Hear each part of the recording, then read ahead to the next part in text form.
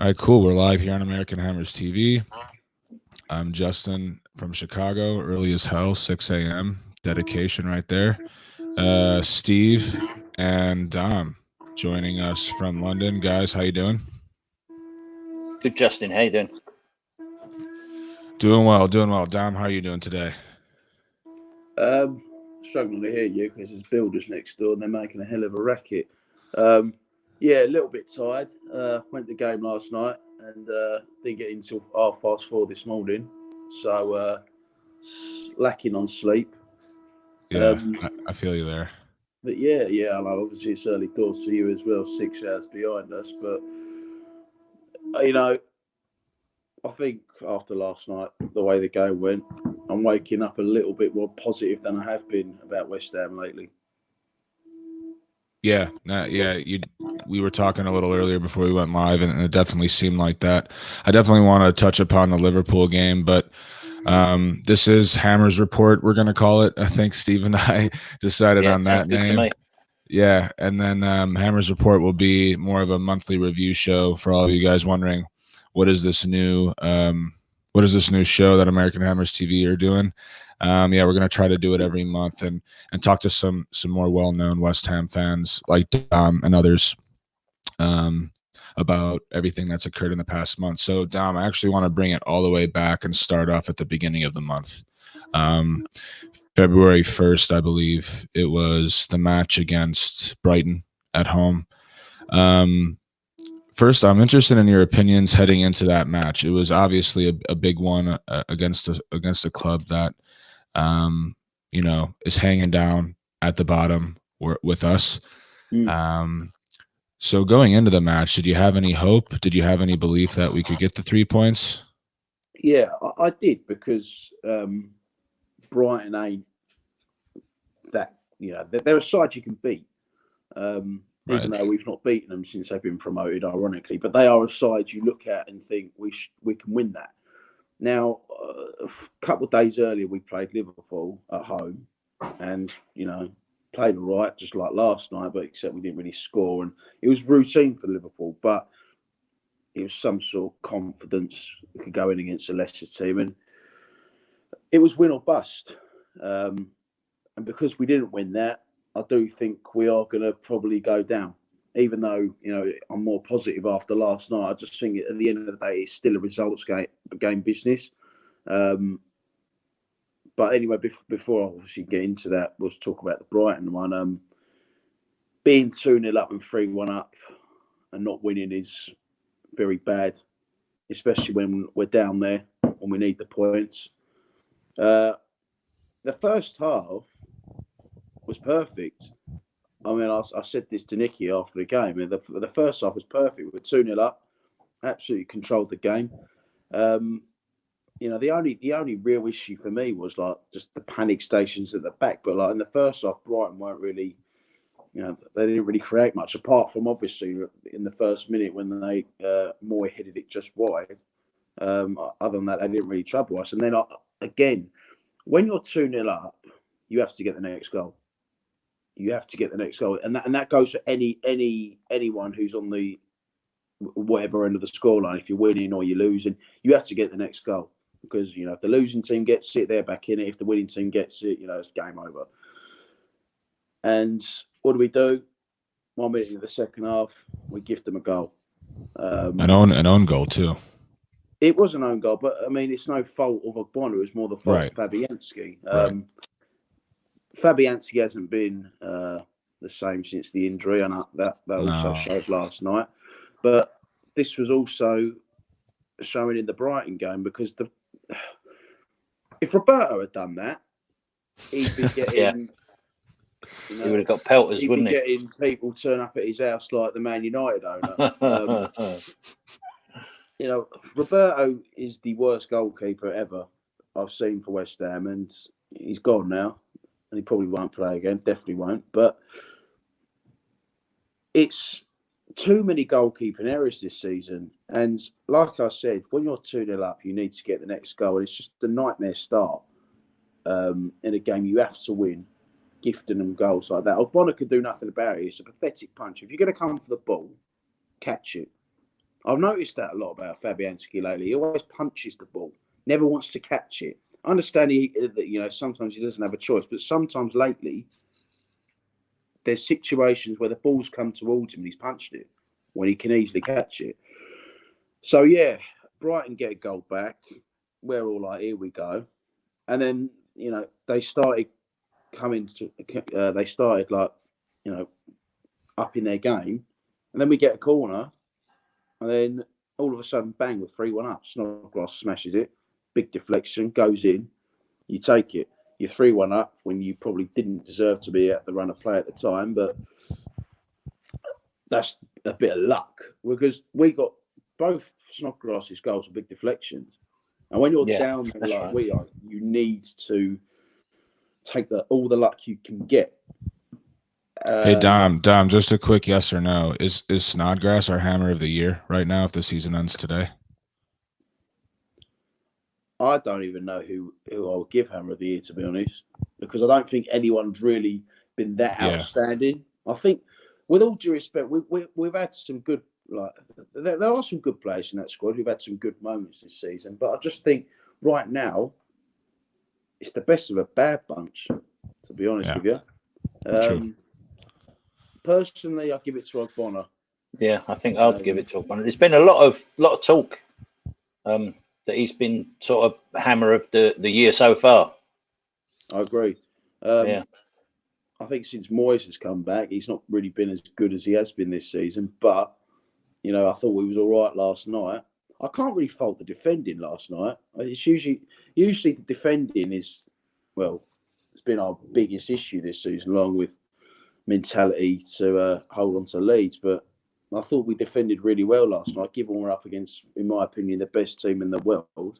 Because we conceded 3 at the end of the day, but I just think it was all goalkeeper's fault, not the defence. But yeah, back to the Brighton game.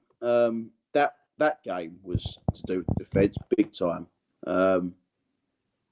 That second goal was just absolutely atrocious. Yeah, that's it. I was just trying to think there for a minute. Yeah, it was when Diop headed it to Fabianski, but not hard enough. Yeah. Well, he doesn't need to do it. Believe it or not, I used to play football, and I was a defender, and I hate bad defending.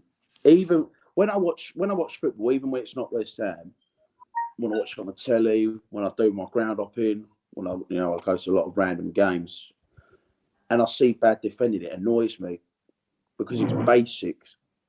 Now, as a footballer at any level, if you can't do the basics, you're going to struggle. We're in the Premier League, the top level, the best league in the world. Financially, probably apart from this season in terms of entertainment. And you can't defend like that and expect to get away with it. Issa Diop is, for me, not worth the 50 million he's being touted for. Would you sell him then? Yeah. Right. I would sell him.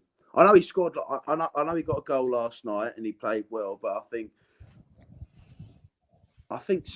part of me thinks like he don't want to be here, to be honest.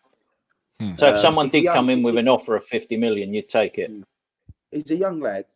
Yeah. He's a young lad. He's French, obviously. So, and they've got some good defenders, France. So he's going to want to push all he can to get into that national team.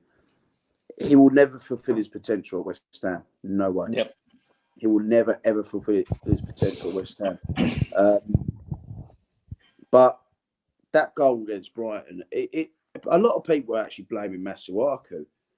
Now, I blame Moyes for changing the system, literally with 15 minutes to go, 3-1 up. I don't understand why he had to do that when we were perfectly fine. We had him in our grasp. I think we should have probably put it to bed with a fourth goal before Moyes made the changes, because I think Antonio had a chance. But we've had a lot of problems this season. Goalkeeping mistakes have buggered us. Defensive mistakes have buggered us. And we're not clinical enough. We don't create enough. So basically, we ain't good enough this season. Because those, obviously, are the 4 things you need to do well. It's that in football. Yeah. So yeah, like people blaming Masuaku. It weren't the best of clearances, but it's come off the Brighton player. The ball's going nowhere. I mean, there's two things to do: smash it away, or just let the goalkeeper come for it. It's laughable, absolutely laughable what happened there. It's definitely one of the worst comical goals I've seen. Yeah, same yes, here. and that's probably sums up how our season's gone. Yeah. Yeah. So after the Brighton match, I know you said that we were doomed, we were relegated. Was it simply because of the result, drawing Brighton, or was it sort of the way that it all came about, losing the lead, the 2-goal lead twice? It's the way, Justin.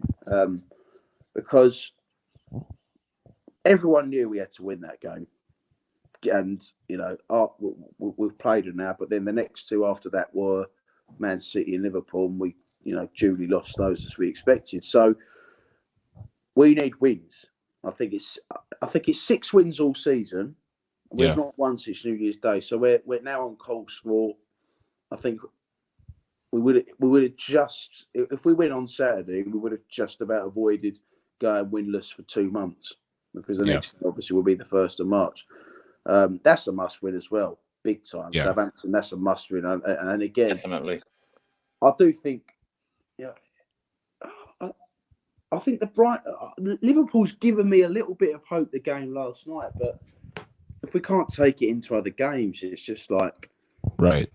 it's pointless. But the Brighton game, the reason I said we're doomed is because, like you said, the way we threw it away, 2-0 up at half time, giving them a goal straight away in the second half, then going 3-1 up, getting a bit of good luck, and controlling the game up until the 76th minute, and then the folding. And do you know what? In the end, we were lucky to get out with a draw. Yeah. Had that game gone on for another 5 minutes, Brighton would have got through the way they were playing and pressing us. So who do you think actually should ultimately take responsibility for the Brighton game, Dom? Should it be the players or should it be Moisey? I think it should be the defence and Moyes, because Moyes changed the system when he didn't need to. Yeah. Tactically, Moyes is horrific. Tactically, he's the worst manager. Yeah. Not of all time, but one of the worst. And probably overall. I don't like him. I'm not a fan. I think he's been very poor, and especially I think that lack of tactical knowledge really showed in the Man City match, the way he set up for that. I mean, so negative. And our play sort of reflected that, just very negative. Didn't look like we were going to score at all, or even challenge. I didn't watch City. The Man City game at all, to be honest with you. I was on the way up to the original one, and they got called off, and then Sky and the Premier League and our weak-minded club decided to let's just put it on a weeknight with no time for fans to rearrange their dates to get off work. So I didn't see any of the Man City game, but from what I gather, it weren't free, and it was just predictably boring. Didn't even try and attempt to attack them. A few people saying it weren't as bad, but just probably because we only lost 2-0. Let's be honest, City wanted to get 5 or 6, they would have just upped it. Oh yeah, that scoreline flattered us for sure. Yeah. I personally think that from the City game, he must have told them, just don't attack them. He's got to have done, because I watched it and it was they. I mean, we're not good enough to do it, but it seemed like all he wanted to do was just soak up the pressure, and then try and hit them on the counter if we could. Well, we haven't got the players to do that. You need speed to hit people on the counter attack.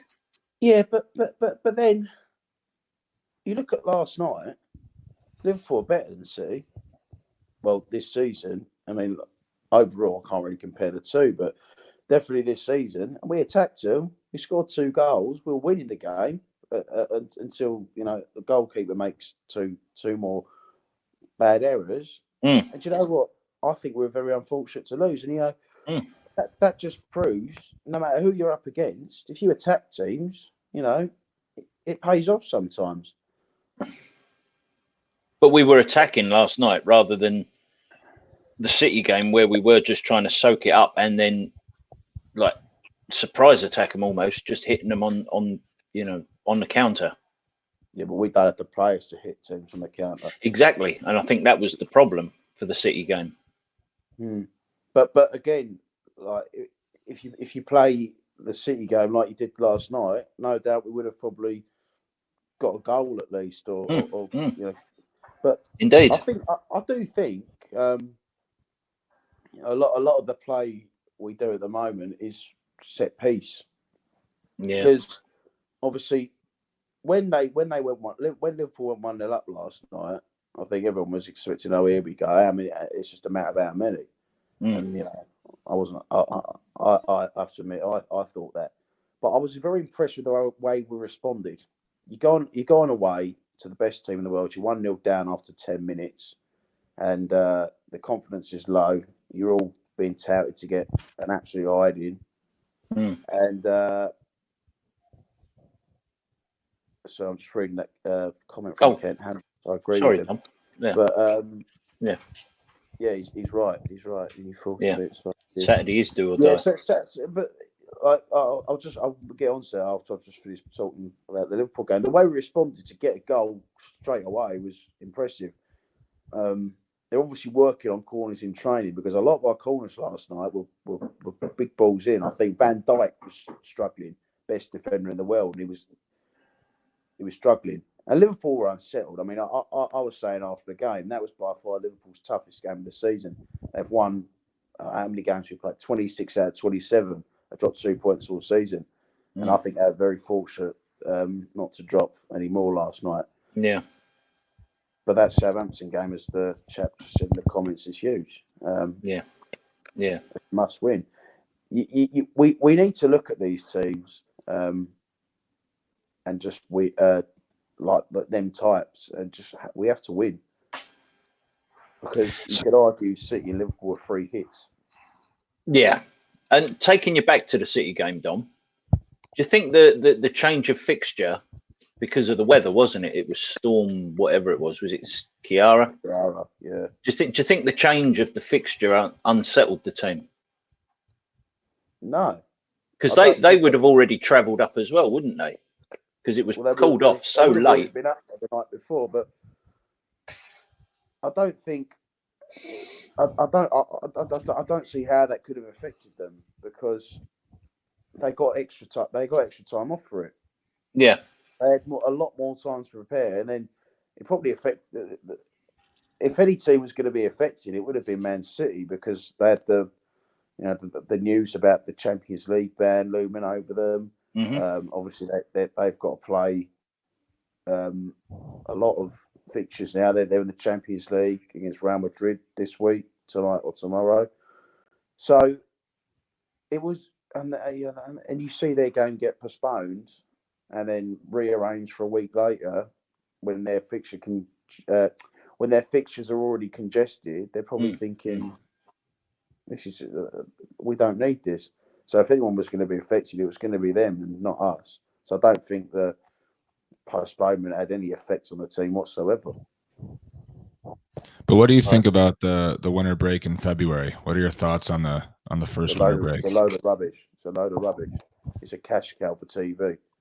Because if you notice, in theory, it's a whole game week split across 2 weeks. That's what it is. I think it was the first week. I think like the teams that played, Brighton, Watford, and you had us and Sheffield United on. Well, supposed to be us the next day. So they split it across 2 weeks. You had a Friday game, right, the second week. You had the Saturdays, your Sundays, and you had the last Monday with Chelsea, Man United.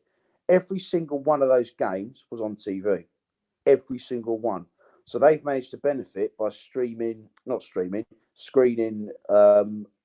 the live matches from a single game week on Sky and BT. So it's a cash cow. It's a cash cow. It's I'm not. I don't think, honestly, when it's not a winter break, you can't call it a winter break when They just split it up into 2 halves. The winter break is what the German league does. They've a month off in Christmas. That's a winter break. Are you in favour of a winter break, Dom? No. You're not? I think it's unnecessary. I mean, because of the winter break, all the FA Cup ties, I mean, we're out the FA Cup, but if we were, it would just be even more rubbish. FA Cup ties are all midweek. That's not football. They're always weekends. Like, it's just another cash cow for the TV. And if a winter break would be, if there's going to be a winter break, stop the Premier League for a month. Yeah, well, I actually thought that perhaps if they put it a month earlier in January, because we have a fixture congestion over Christmas and New Year, don't we?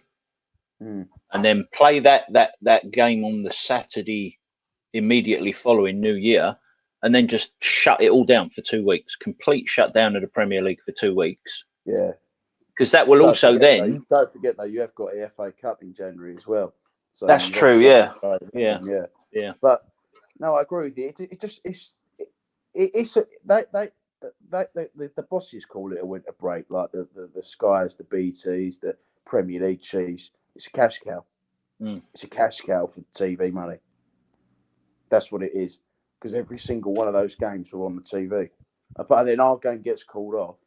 And what they should have done was put it on the Saturday or the Sunday, because they're saying we can't put it on this day because it's in the winter break. But then on the 19th last week was technically still winter break. Yeah. So the only reason they didn't put it on the weekend, which would have been the sensible thing to do and a hell of a lot easier for, supporters, especially away supporters, was because if they did, they wouldn't have been able to put it on the telly. So they moved it to a weeknight where there's a free Sky TV slot to show it on the telly. Cash cow. So they had to show it on TV because that was what the original contract said it needed to be. I didn't even think of that, to be honest. Well, going to the Liverpool game, I know we talked about it a little bit at the start. Obviously a game where we expected nothing from it. I think every single West Ham fan thought that. And as you even mentioned, 9 minutes in, I think it was, Wijnaldum scores a pretty savable goal, to be fair. But then we respond just a few minutes later. Did you think at that? I know you thought that we'd still lose, but I'm sure you at least appreciated the fight. Yeah, I was just saying, I was impressed with the way we responded straight away, and it was a good tactical goal because obviously it's come from a corner, and it looked like something we were working on in training's paid off. I had to mute my celebrations because things aren't the same anymore with the VAR, because ever since the Sheffield United game, I just can't bring myself to celebrate a goal properly anymore, and it's sad. It's sad, but Liverpool, who always have VAR go for them, but apart from last night, but no, it was good. It was good, and they didn't really trouble us at all after that. I thought Fabianski made a decent save from Salah. They couldn't really open us up. Like I said, we defended really well last night. Dom, can I just take you back briefly to the corner?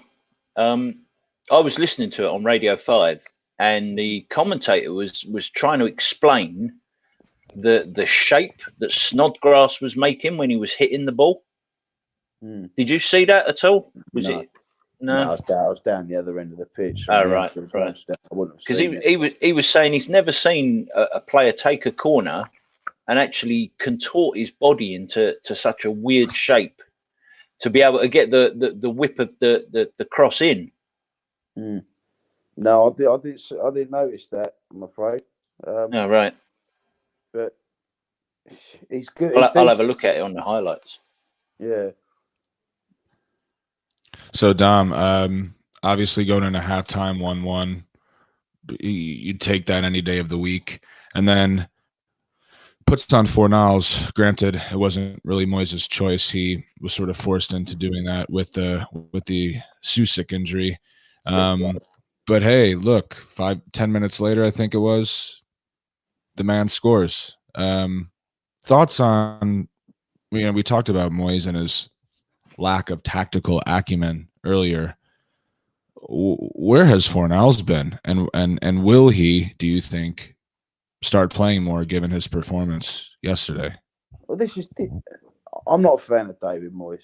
I wasn't a fan when he was first here. I wasn't a fan when he was reappointed. I've not been a fan of how his second spell's gone so far. It doesn't help his cause by leaving Fornals out. Now, Fornals has taken a while to get going, granted. Right. A lot of the time, like up until the Chelsea away game, he was very poor. I remember, most games, I'd turn around and say to Marshy, 27 million for him. For what?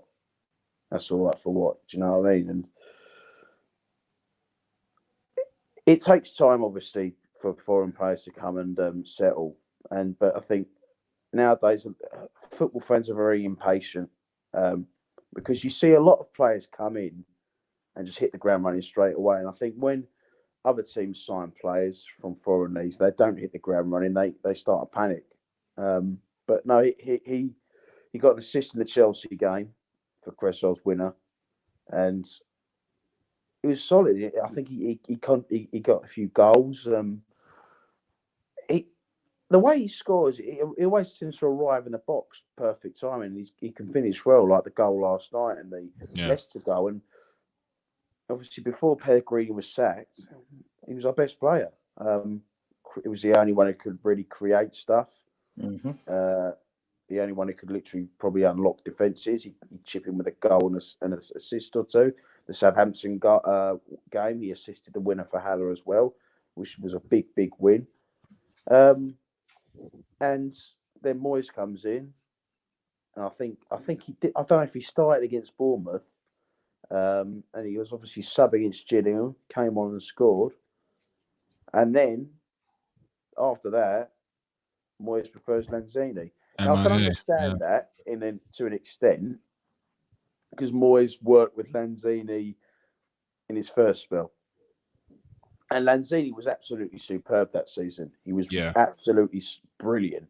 And this was obviously before he'd done his knee ligaments for Argentina. And you could argue Lanzini, he's not been great this season, but injuries have that mental as well, physical as well as mental effect on players. So he's not been the same. But even that said, Fornals should be in ahead of Lanzini, and he was bringing them on too little, too late. I think the Sheffield United game in January, had he brought Fornals on 10, 20 minutes earlier, we would score a goal that counted. But it's we call him Dithering Dave. He makes subs too late. He doesn't really make the obvious tactical. What's the word? Tactical change. And let's be honest, Fornals only come on because Souček was injured, right? Which was a big blow, because I thought Souček was, before he went off, was our best player. Yeah. He makes such a difference to that midfield, covers so much ground, gets stuck in all the time, and now he's going to be injured. Yeah, he's been a good signing, but It looked like his hamstring gone, so that's. I was reading this morning he's out for the season. A month out. So, you said what's that? I was reading this morning he's out for the rest of the season. Of course, to you. Yeah. I don't know how accurate that report is. Obviously, I mean, it could, but where'd you see it? I don't know. When I got up this morning and I checked both my Facebook and my Twitter, it was on either one of those. I don't know how reliable the source was. Don't know how accurate it is. It's unreliable because that's typical West Ham. You sign a midfielder you badly needed for years. He has a few good games, gets injured for the rest of the season. We're cursed. The club is cursed.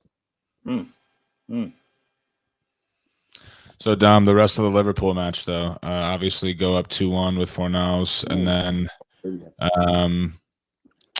then you have the mistake by Fabianski, probably his worst mistake in a West Ham uniform. And then who scored for them last? Was it Mane? Mane, yeah. yeah. To be fair, I mean, yep. when we went 2-1 up, we deserved it, I think. Oh, Because I think absolutely. Second half, we come out with a much better team. But then, Liverpool were shook. They were shook. You could hear the crowd get very unsettled, and Mhm. I think the whole country was shocked that we were actually 2-1 up.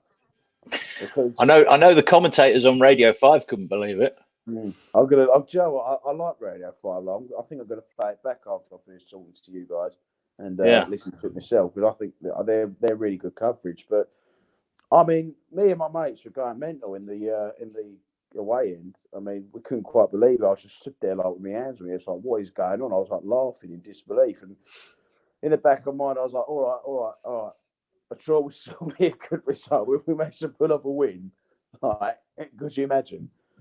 But as I said to as I said to Marcy at half time, Liverpool always find a way to win. Yeah, and they've been so lucky as well. They are a world class, the best team in the world at the moment, in my opinion. But they get so much luck as well, and I think both their the other two goals were luck, because obviously Fabianski's made the mistake for the second, and we were all like gutted, But because I saw Salah running towards it, and I immediately thought goal, but he sort of scuffed the shot. He was going straight to Fabianski, and then it's gone behind him and gone in. You could see clear error. Shouldn't be letting that in. Great keeper Fabianski, but that's inexcusable, especially when we've worked so hard to get to this point. 2-1 up with 22 minutes to go against the best team in the world away from home Monday night.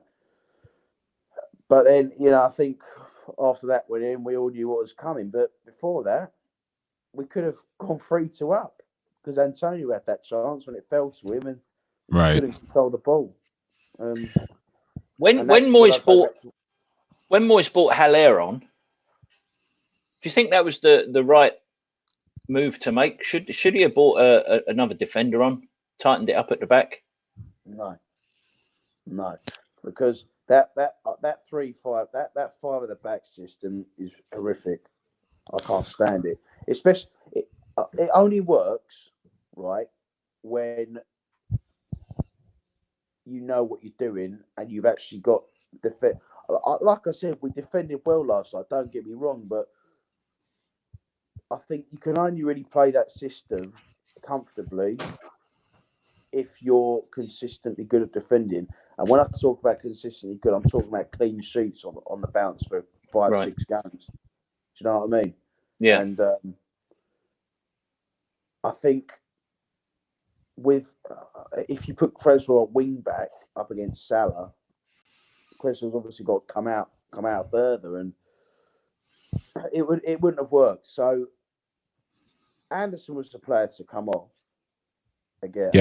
Haller. And I think it should have been Bowen, to be honest, to come in for Anderson. That's what that Ken Hammers just said. Yeah, I agree. But the trouble with Anderson was crap. Yeah. Now Haller is a bit of a flop for me. I don't think we played to his strengths, which obviously doesn't help the bloke. But I think he does himself no favours. I just think he looks lethargic and lazy. He's got no pace. But again, he had that chance when he was running through. He had just Van Dijk in front of him. All he had to do was go across the keeper, shot straight at him. It's just tame finishing. But I agree, Bowen should have got a go as well.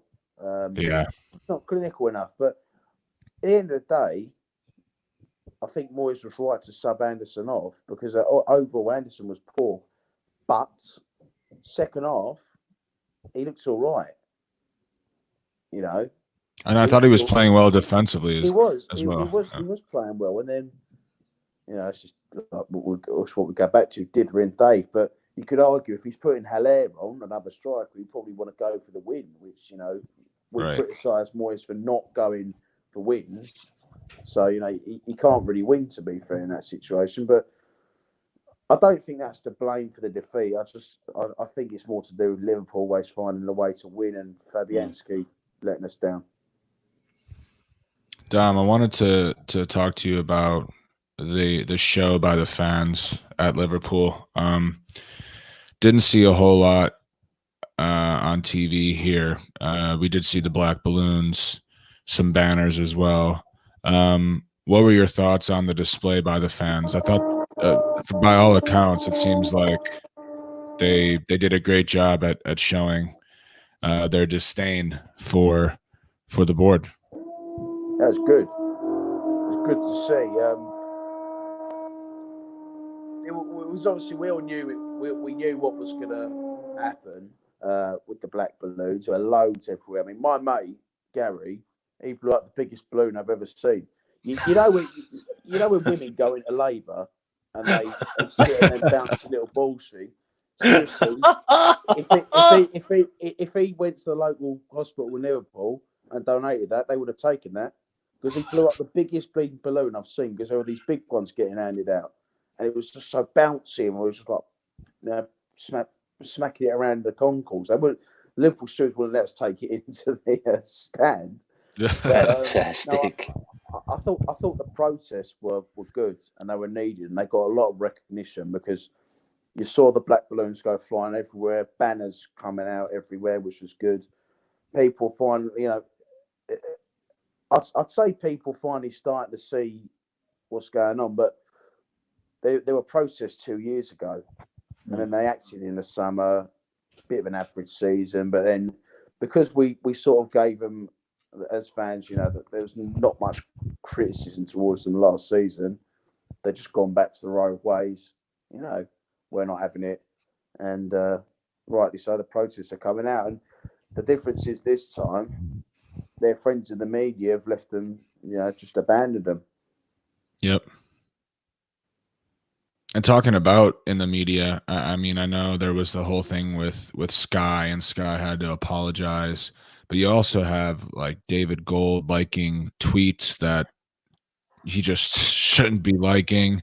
Tweets, essentially saying that there's all these West Ham fans that love the board and think the board are doing great.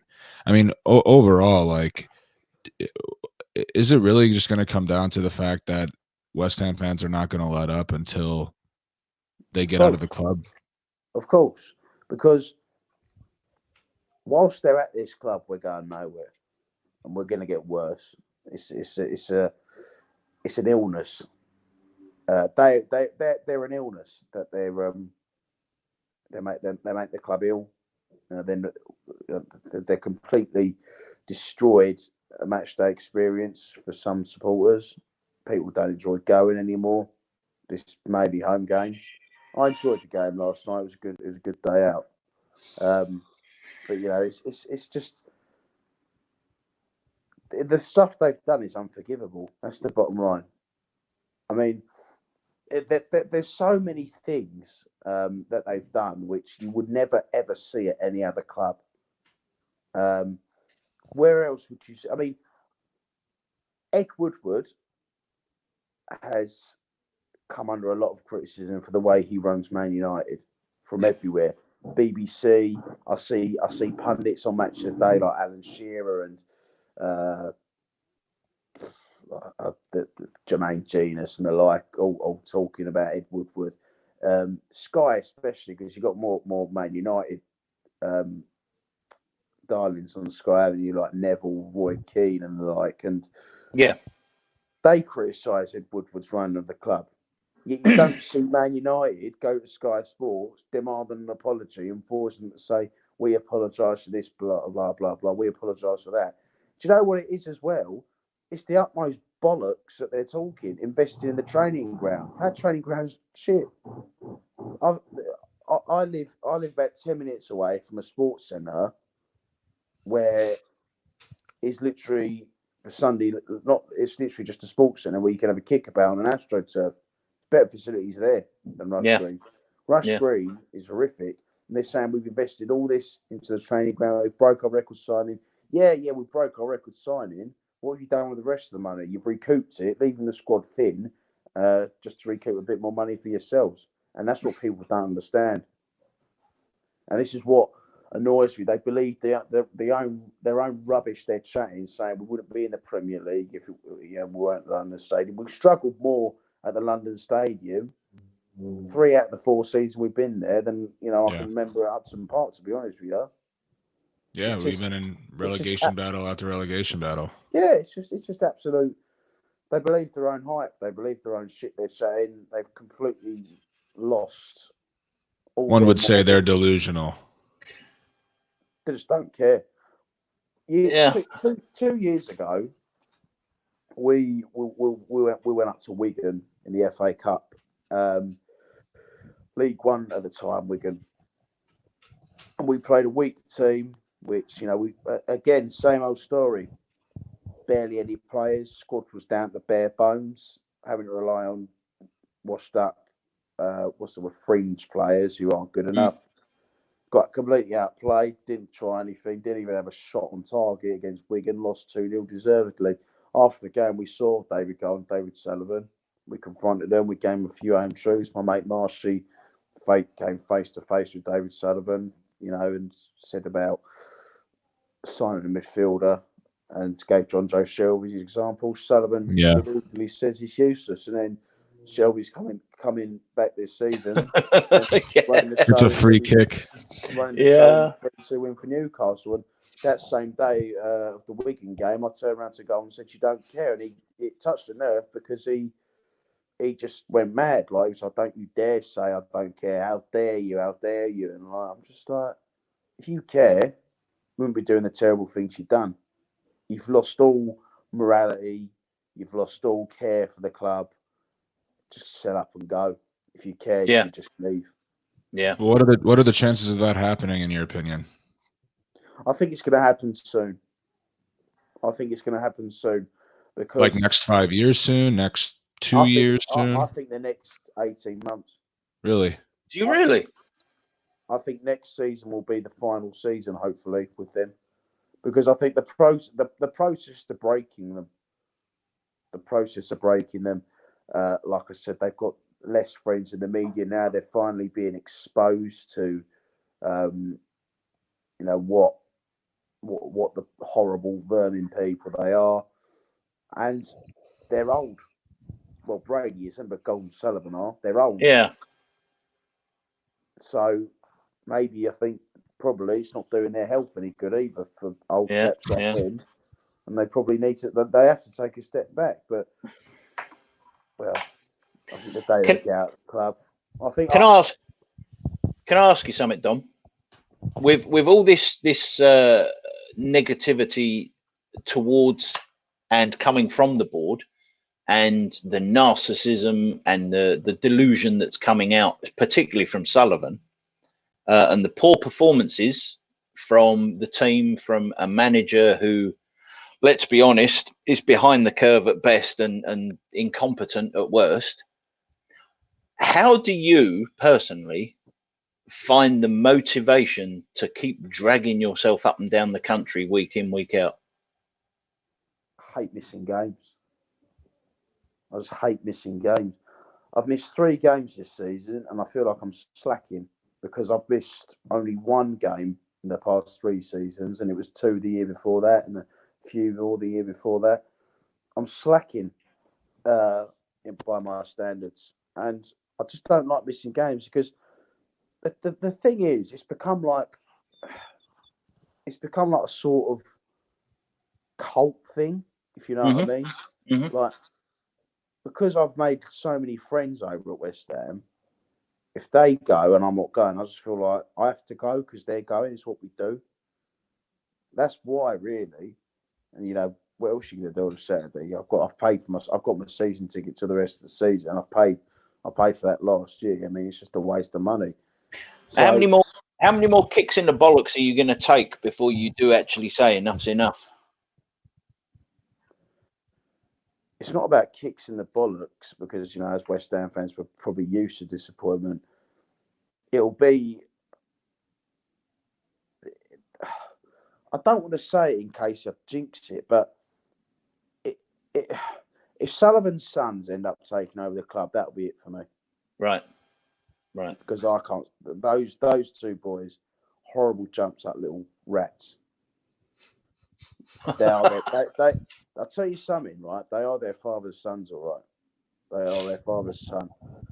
And you notice now the women's team are struggling a bit, under investment. Who's in charge? Jack Sullivan. So Sullivan, it runs in the blood. Scum. Horrible, horrible people. Moving on to the Southampton match, Dom. I think it's a must win. I think we all agree on that. You mentioned before that after the Brighton match, due to the way that we bottled it, you had no hope. You thought we'd be relegated, but you did allude to the fact that our performance yesterday did give you a bit of confidence. So that all being said, obviously, if we lose or even draw, I think again we're all on the same page that we're probably going down. But what if we win? Will that instill hope back in you? Will you start believing again that we could potentially stay up? Every game's a must win from now until the end of the season. What we got? 11 games left. Yeah. So 11 cup finals. 11 cup finals, but let's be honest. I mean, after the Southampton match, that string of I think 4 games, Arsenal, Wolves, Spurs, Chelsea. I mean, how many of those are we really gonna? I mean, if we can get a point, if we can get 2 points from those 4, that would be great. So that's why I even think Southampton's more so. But that's exactly why it's a must win. Right. Just like the Brighton game, after the Brighton game, our next two are Man City and Liverpool. It's pivotal. It's pivotal. We've got to win these games, and of course, if we win, we can find ourselves out the bottom 3. So there will be that hope, but we have to take last night's performance into this game, and if we don't, it's just pointless. Completely pointless. I mean, it's no good turning up against big teams and getting points if you can't do it against the lesser teams, because it's more important to win against the teams around you so they stop getting points. Because for the first time for the first time since we've been dragged into this dogfight this weekend, results went against us. Went for us. Sorry, went for us. Yeah. Bournemouth, Villa, Watford all lost. Yeah, and we all knew we weren't going to take advantage because it was Liverpool. But for 20 minutes or so last night, there was a very big possibility we'd be able to get something. And I've just seen the comment from the bloke there, the London derbies, and you know what? You look at the Tottenham and Chelsea, and you think, you know what? We'll probably turn up because we always play well against them. Yeah, we'll probably turn up and get something there. We beat Chelsea early on this season away. It's proven we can beat Chelsea. Tottenham, we went there and won last season. The only omen for me is the last time we won at Stamford Bridge before this season, we were relegated, and we also did the double over Chelsea that season as well. So if we beat Chelsea twice this season and go down, I mean, could you imagine? But I did not know that. Also in that run-in, we've got Watford at home, we've got Burnley at home, winnable game. Yeah. Villa on the last day of the season is going to be huge. I mean, if someone offered me right now, if someone offered me a situation where we'd have to beat Villa to stay up right now, we could just fast forward to that day, I'll take it. Yeah, I would too. It's in your own hands, because right now we're in the bottom 3. It's out of our hands in a minute. Yeah. Right. It could come to that as well. Yeah. I hope it doesn't, but it could do. I'll be extremely surprised if we're safe before the last game of the season. Extremely surprised. I said, to be fair though, I said this 2 seasons ago. We were really, really struggling, and I thought we would go down that season because we conceded so many goals. we had Moyes then. You know, we wouldn't attack teams. We wouldn't win enough games. I don't think we won back-to-back that season either. And it got to a point where I turned around and said, if we're safe, before the final game, I'll be surprised. And, you know, luckily enough, we went to Leicester the penultimate weekend and we won, and that kept us up in the end. So the trouble is this season as well is the league's so tight. I mean, if we get 2 wins in the next 2 games, or potentially, well, even 3, even if we're lucky, very lucky, I'll say, we'll find ourselves well clear. I mean, look at Southampton. I think when we beat them in December, we went with 6 points ahead of them, and now they're top half. I don't know how many points clear of us they are, but I think it might be about. I think they're 10 points ahead of us. Yeah, there you go. Then there you go. I wouldn't have imagined that when we beat them back in December, and fast forward 2 months, they're now 10 points ahead of us, like you said, and just shows how tight this league can be. It's not been a very good Premier League season for me in terms of quality. I just think anyone that bottom half's in trouble. Yeah. Just getting the table up as we speak. Yeah, me too. It just seems, and Southampton are 10 points ahead of us. Yeah. And I was messaging Dom this earlier. You know, I've started watching West Ham in the 14-15 season, so I have not seen a relegation. I've been through a couple relegation battles, as we alluded to earlier. But this season just seems a bit different. With everything that's going on around the club, also some of the performances, games that, you know, I feel like in the first 2 seasons of the Wanda Stadium, when we had a relegation battle, we'd always seem to get the result that we needed to when we really needed it, when our backs up were against the wall. And this season, it's just those results just aren't coming. It just seems like a bit too far out of reach this season from 2 guys that have experienced relegation before. Would you agree with that? Yeah, but you know what as well? Because last season was probably the only season at London Stadium we've not been involved in a relegation fight. Yeah.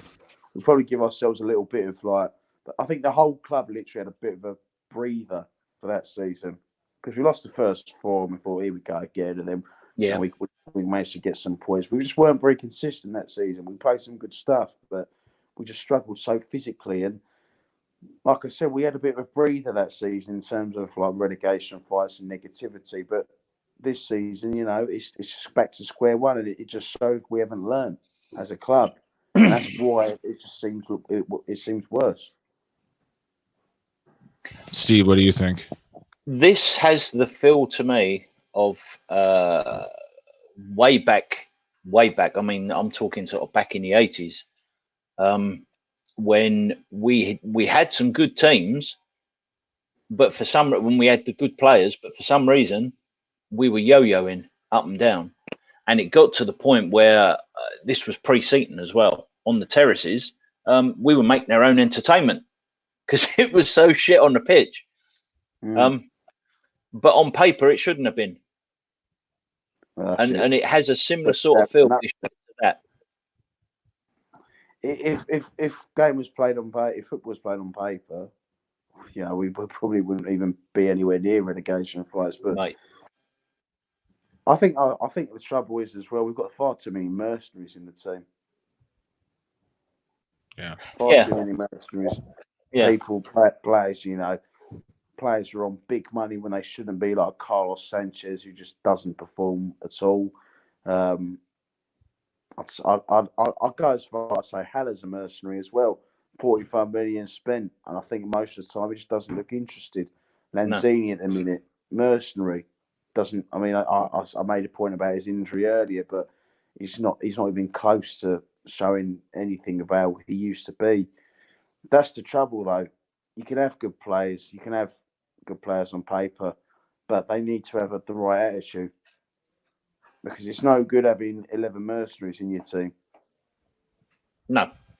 Which a question came up in the chat. I want to stick up here. What do you make of that, Dom? Well, from last night? I guess so, yeah. I guess that's what he means. I'd start Fornals. Because obviously Soucek's not going to play, is he? because he's in. Yeah, that's enforced. Yep. I'd start Fornals because he's come. Dither and Dave don't rate him apparently, but he's come on and within 10 minutes he scored a goal. So it's a no-brainer. But you watch him start Lanzini. It's just a big blow. Soucek's out. It's really pissed me off, that has, because he's, like I said, he makes a difference in midfield. He covers so much ground, and he just, he's getting in tackles which we don't do usually, and now he's out. I mean, it's a big blow. What would you do up top, Dom? Antonio. Trouble is, it's so frustrating because Antonio, he's good, but he doesn't know what to do in the final third. I mean, he does all the hard work, but then you find himself running with just one more defender to beat. You just run straight into him. That's what happened last night. I'll tell you what, I keep Ngagia in the team now. I thought he was excellent last night. Definitely. Young Ngagia. Yeah, definitely. He's played 2 games Oh, yeah. this season, both against Liverpool. He's not looked out of place at all. Good player. Indeed. Definitely. Yeah, I agree. Yeah, definitely our first choice right back, I'd say from what I've seen. Keep giving him more game time, and all this, they need more game time. Give it to them, and then you'll see. Give him game time. See how good he is. There you go. I was glad there was no 5 at the back rubbish last night. I don't agree with. I don't think that formation suits us at all. So I thought Cresswell was good last night. I think in central defence, Cresswell's horrific. He really is. But left back, in his natural position. Again, he's inconsistent, but when he's on it, he's on it. He was good last night. Obviously, we've got to make changes in the midfield with no Soucek, so I'll probably start Rice and Noble in the midfield and put Fornals in number 10, and then you got the wingers. I'd start Bowen. Definitely start Bowen over Anderson. Yeah, I'd agree with that for sure. I definitely would start Bowen. Anderson just hasn't really. He's looked a shell of himself this season, to be honest. No, he hasn't. And I called this last season as well. To be honest, he was good last season, but he could have been better, in my opinion. He was very streaky last year. Yeah, I think the whole of 2019, he was very good for the first half of the season, but I think he scored 1 goal for the whole of the second half of the season. There's 1 goal in 2019, the whole of 2019 actually. League goal, I think he scored in the FA Cup as well. But he was terrible. I mean, he done all right on Moyes' first game in the Bournemouth win. He got a goal, which I thought would have boosted his confidence. But again, he's weak. He's so weak. He bottles out a lot of challenges, and I just think, I just don't think he deserves to be starting. I think if you spend 20 million on a really highly rated youngster like Bowen, you've got to start him. Not bring him on with 10 minutes to go. It's just pathetic. How about Bowen one side, Antonio the other, and Haller up the middle? No, I don't think Haller's good enough. I think Antonio I just think we look more confident. I know I said Antonio struggles in the final third, but I just think with Antonio up front instead of Haller, we just look more confident. Haller holds the ball up. That's it. He don't run at players. And you could argue start Antonio on the wing to run at players, but also I think with Snodgrass, he ain't got the pace, but he can create something, especially from set pieces. I don't know what's happened to Yarmolenko though. It's disappeared like the Bermuda Triangle.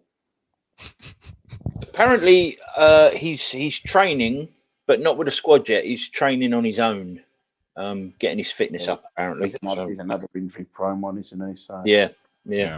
Yeah, it's just a shame about Soucek because I'll be more confident of winning on Saturday, but oh well, classic West Ham. Well, ain't it? yeah, let's hope that he puts Fornals in, and Fornals is a perfect replacement for Soucek. Yeah, well, he scored last night, and he's shown what he can do. Like I said, he can. He's probably our most creative player, Fornals. And so, what would you play as your front three then? Bowen, Snoddy, and Antonio. Yeah. Okay. Cool. And I play Fornals in the number 10 role just behind Antonio for supply. And then Rice and Noble sitting. Yeah. Cool. Yeah. Sounds good to me. Yeah. Well, Sainsbury's But good. it's easy for us to say that, isn't it? I mean, Yeah, well, you know, we don't have the knowledge of our experienced qualified manager. the Norwich. Knowledge, experience, and Norwich. knowledge. Norwich thing. Yeah, Well, no, the experience yeah, and the of knowledge. course, but you know, I just think sometimes you look at managers like Moyes, you just think, I don't need a UEFA coaching license to see what's wrong. I mean, Yeah, the trouble is, though, I mean, Danny Ings worries me. always. That bloke scores for fun, and it's gonna be tough. It's gonna be a tough game because, you know, since we beat them, ironically, they've been brilliant. Southampton, they've got a lot of points on the ball. You know, I think the only thing to go on, well, not the only thing, because I do think we are capable of beating them, but one of the main things to go on is we've won our last 4 games against them. Mm. It is 4, yeah. Won our last 4 against them, so, you know, that's a good omen. Well, we shall see for sure. Yes. Quick question before we end this, because we're over an hour. I think I know your answer, Dom. But Dom, do we stay up? For now, no. Steve? My honest answer is I don't know. Heart saying yes, head saying no. So I So, really a yes, you no. know, Yeah, I think we're going down. Like I said earlier, I think this season's just a bit different. Again, I haven't experienced relegation, so I could just be worrying too much. But no, I think we're going down. I hope I'm wrong, but we shall see. But Dom, thanks for joining us. Yeah, no worries, really appreciate it. Always good talking to you. Yeah. And Steve, thanks for co-hosting with me, man. And thank you for getting up so early to chat to us. Definitely. Yeah, you know, I was watching the sunrise as we were talking. It was actually quite nice. Fantastic. Yeah. Fantastic. All right, guys. Well, if I may quickly before we go, Chicago. Okay. If I may quickly before we go, if anybody watching is from San Diego Hammers or knows anybody from San Diego Hammers, reach out, because I'm going to be there in May for our last 4 games in San Diego. So I need to find where they meet. For sure. Cool. For sure. All right. I'll come and say hi on Saturday, Dom. Yeah, definitely. See you after the game. All right. All right, boys.